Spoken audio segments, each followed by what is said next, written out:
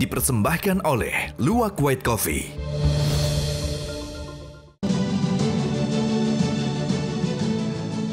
Kembali lagi di Hot Room.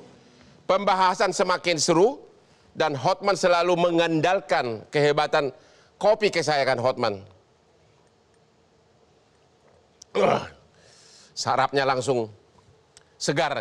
Pak Iqbar, di media tersebar berita bahwa Anda sebagai pengacara dari Doni Salmanan akan mengajukan banding.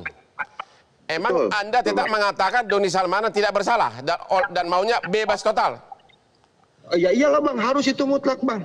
Jelas, itu mungkin di sana akan ada ahli investasi juga. Mungkin beliau bisa menilai di mana peranan Satgas investasi pada saat itu jelas Bang. Menginstruksikan pada saat bulan Februari ya untuk menghentikan seluruh aktivitas. Nah, di sana kan udah jelas Bang bahwa terkait hal ini belum ada aturannya, belum diatur di negara kita Bang. Nah, saya pikir itu hanya sanksi administratif Bang. Tiba-tiba ada orang yang melaporkan terkait masalah ini. Makanya cari-cari pasal yang berhubungan terkait masalah ini yang ngait-kaitnya akhirnya di masalah Undang-Undang ITE ini terkait masalah penyebaran berita bohong. Nah, terkait masalah itu kan jelas kita pun merasa keberatan Bang terkait pertimbangan majelis hakim. Karena apa? Berita bohong yang mana yang klien kami sampaikan dalam videonya. Makanya harus ada pembandingan juga kan, berita benarnya yang mana. Anda benar akan mengajukan banding agar Doni Salmanan bebas? Ya jelas lah Bang, jelas. Oke. Albert Nobel, Anda jadi pengacara Doni Salmanan mengatakan di mana berita bohongnya?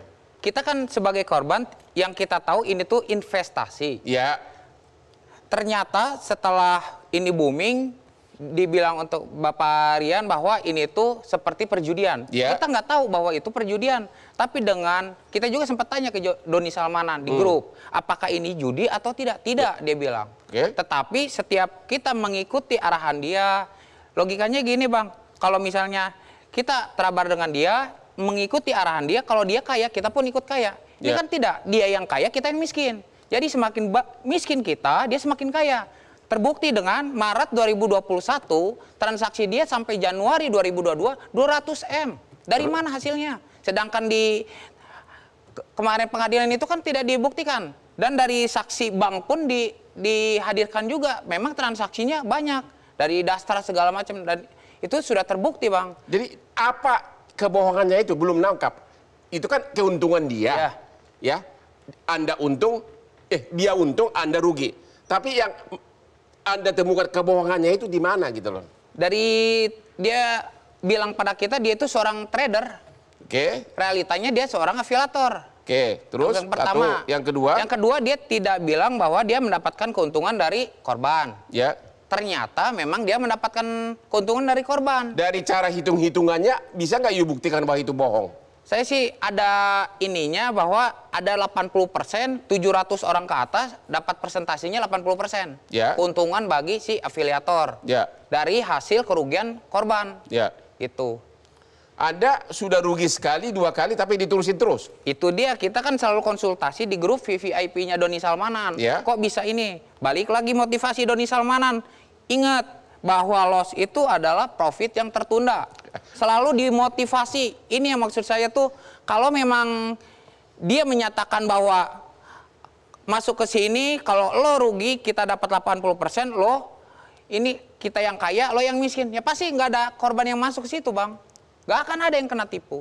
Oke, saya mau tanya ke Rian dulu. Rian, bagaimana caranya afiliator ini diduga membohongi para customernya? Yang agak sulit adalah kalau kita di industri keuangan, kita itu perlu modal untuk bisa dapat uang. Ya. Nah, kalau ada orang yang punya tingkat kekayaan sedikit untuk bisa mencapai satu kekayaan kayak Bang Hotman ini saya pernah menghitung mungkin harus ada terjadi transaksi 180 kalian tidak boleh loss. Ya. Which is itu agak mustahil. Itu kan hasilnya. Ya. Boleh nggak ceritakan di mana kebohongannya Doni Salmanan?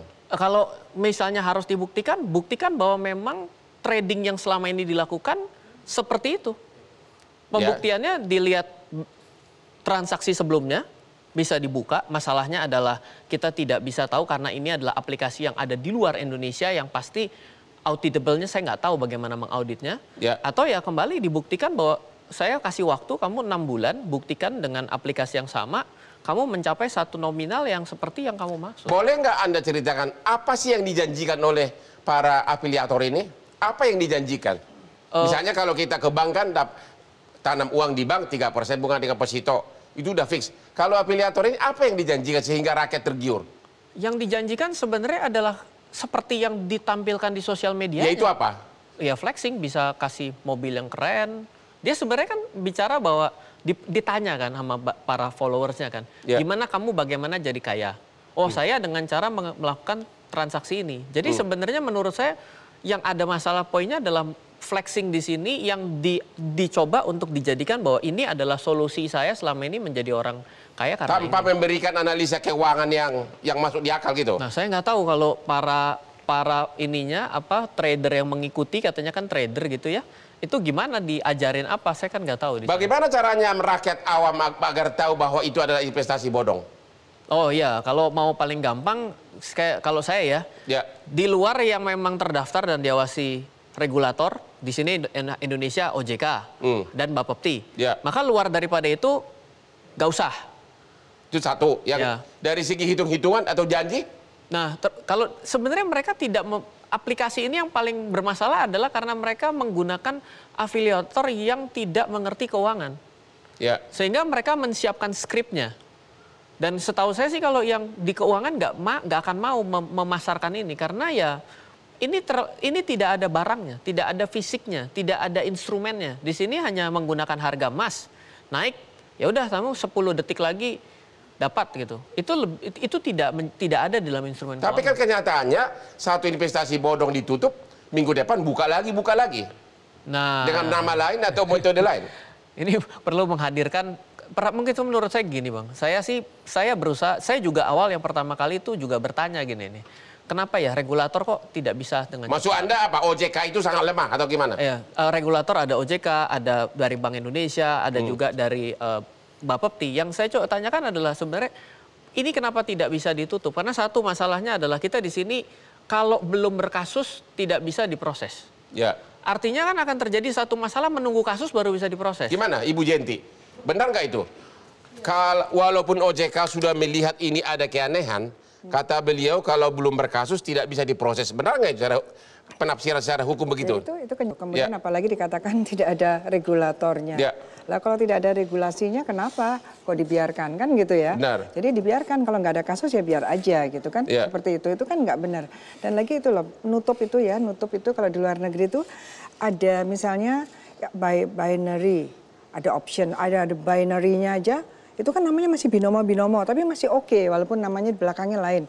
Ini harusnya kalau ada tanda-tanda B-nya saja sudah tutup. Harusnya di luar negeri kan gitu. Kalau ini kan enggak, misalnya ada satu acara bermasalah ditutup kemudian ditambah depannya bukan ini. Boleh, karena nama ininya bukan di blacklist lagi.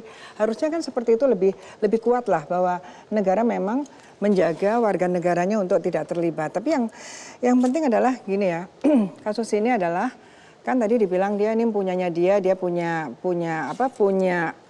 dia sebagai trader sebelumnya. Kan di dalam penyidikan selalu dikatakan ini sebenarnya siapa sih? Saya kalau jadi ahli, saya tanya dia latar belakangnya apa, berapa tahun sebelumnya dia sebagai siapa untuk menuju kepada TPPU. Saya selalu mengatakan. Dan kita sudah terbuka kan sebelumnya adalah ini. Tiba-tiba pada waktu dia mungkin tahun 2019 ya waktu itu ya, dia terlibat atau 2020, kemudian dia punya uang segini, inilah yang disayangkan adalah kenapa hakim tidak menggunakan pasal 77, 78. Apa itu isinya? Isinya berkaitan dengan harta kekayaan yang telah disita 62 miliar tadi ya, itu kalau sudah didakwakan dan kemudian dia pasti mengelakkan, maka hakim mewajibkan kepada si terdakwa untuk membuktikan bahwa 62 miliar ini berasal dari usaha dia yang legal. Oke, kita akan tanyakan nanti ke Pak Iqbar di segmen terakhir. Apa bukti Doni Salmanan bahwa uang itu adalah hasil keringat dari Doni Salmanan secara legal? Temu lagi di Hot Room.